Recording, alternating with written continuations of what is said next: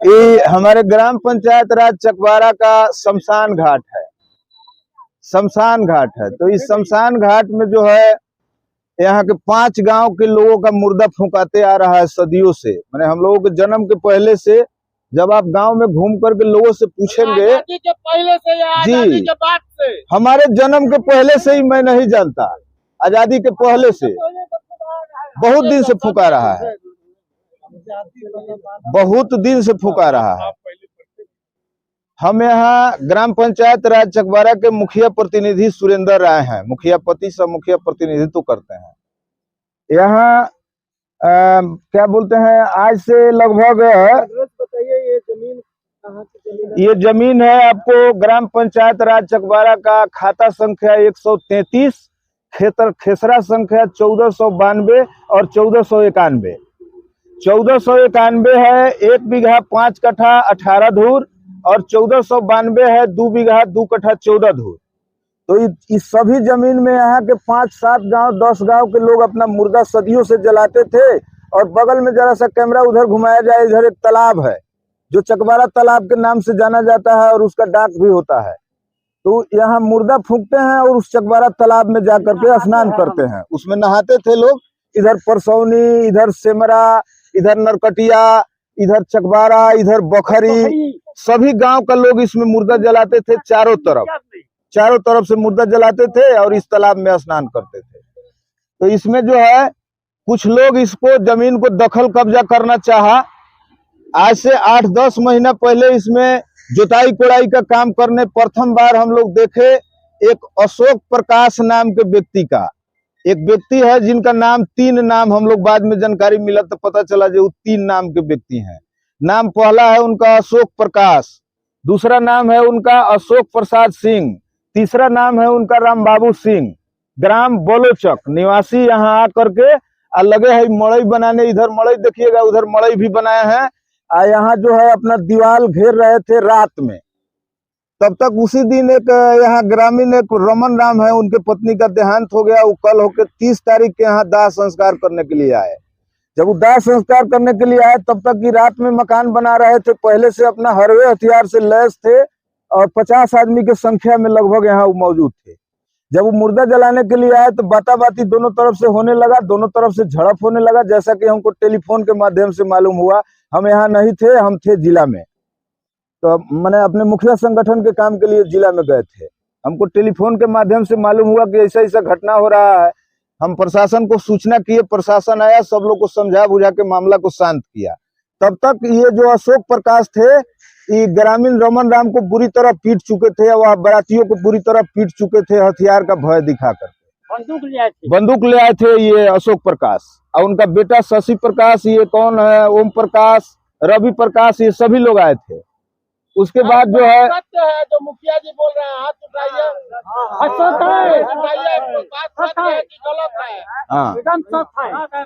उसके बाद जो है इसको थाना पर FIR किया गया। तो थाना पर FIR में घटना जब अशोक प्रकाश के द्वारा आवेदन दिया गया तो अशोक प्रसाद के आवेदन को एंट्री कर लिया गया। रमन राम जो आवेदन दिया उस आवेदन को एंट्री नहीं किया गया। उसके बाद में जैसे भी हो, उसके बाद में थाना क्या किया कि एक एक करके लोगों को पकड़ना चालू कर दिया। पकड़ कर निर्दोष लोगों को, गरीब लोगों को लगा जेल भेजने। उसके बाद हम अपना जो है किसी भी तरह बेल कराने के प्रयास में पड़े। पिछले 4 से 5 महीना के बाद हम लोग मोतिहारी से केस रिजेक्ट हुआ, हाई कोर्ट से बेल करवा करके जब यहाँ आए हैं तब आज आपके चैनल के सामने उपस्थित हुए हैं। क्योंकि 5 महीना दिन हम पर केस चल रहा था तो हम केस में कैसे अपना बात रखने आते, इसलिए हमको बात रखने का मौका नहीं मिल रहा था। अब सवाल ये है जो एक आदमी को सरकार का कहना है, माननीय मुख्यमंत्री आदरणीय नीतीश कुमार जी कहते हैं मेरे सुशासन के राज में मैं गरीबों को 3 डिसमिल जमीन दूंगा। तो ये 3 डिसमिल जमीन भूमिहीन को मिलना चाहिए कि जमींदार को मिलना चाहिए? आप लोग बताइए, जमींदार को जमीन मिलना चाहिए कि भूमिहीन को जमीन मिलना चाहिए? अगर किसी को पर्चा होता है तो पर्चा का अलग जमीन है, ये शमशान का पर्चा क्यों हुआ है?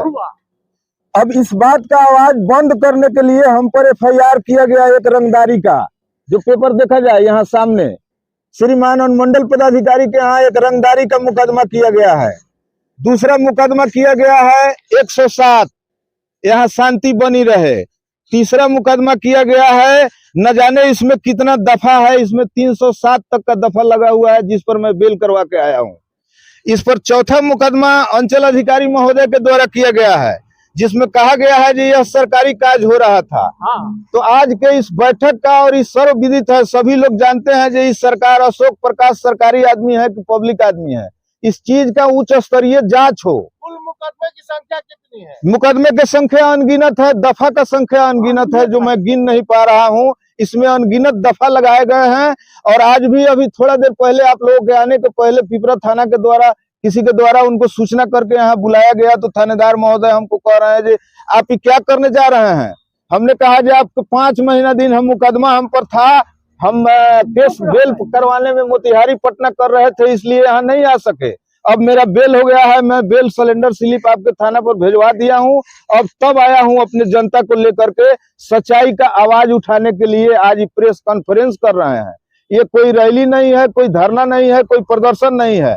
आप लोगों के चैनल के माध्यम से जो गरीब आज अपना घर छोड़ करके जो रोजी रोटी कमाने वाले मजदूर को पकड़ करके जेल भेजा गया है, निर्दोष लोगों पर केस मुकदमा किया गया है, उन लोगों के केस का क्या होगा, इस उच्च स्तरीय जांच हो।